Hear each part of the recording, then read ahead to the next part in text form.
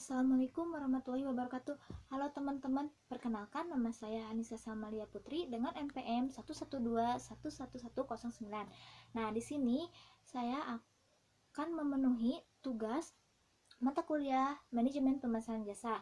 Nah, kali ini saya akan mereview buku Manajemen Pemasaran Jasa karya Fitria Halim, Arda Riksa Juhruf, Karniullah, Marisi Butar-Butar, Effendi Andriasan Sudarso, Bona Raja Purba, Darwin Lee, Siska Hengki Mangiring, Farulian Simarmata, lalu Adi Permadi, dan Vina Novela.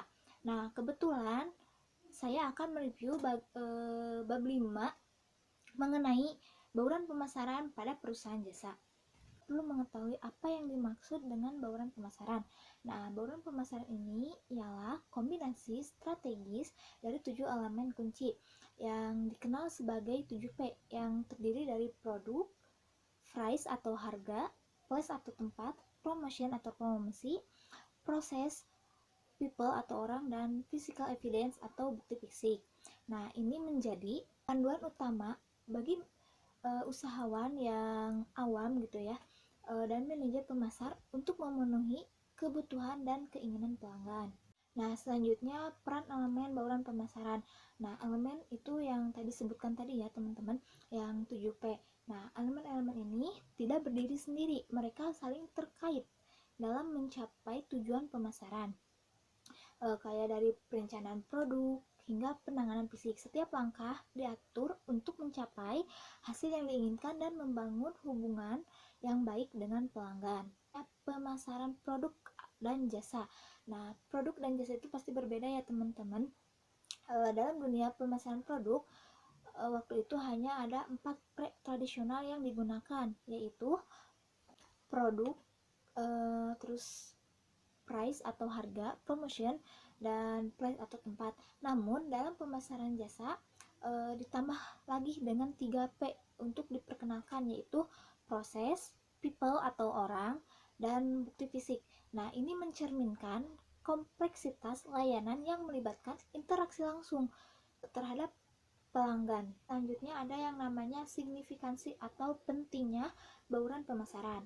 Bauran pemasaran bukan sekadar alat, itu adalah prinsip utama pemasaran yang memandu organisasi untuk menciptakan dan mempertahankan hubungan pelanggan.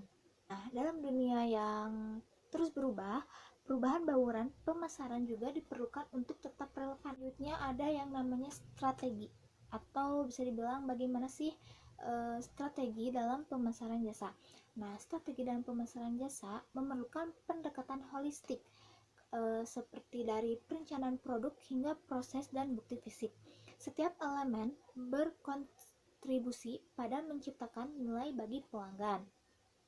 Dengan yang telah dijelaskan tadi, bauran pemasaran, dengan kita mengetahui apa saja sih elemen-elemen pada bauran pemasaran, kita dapat menjadikannya sebagai panduan.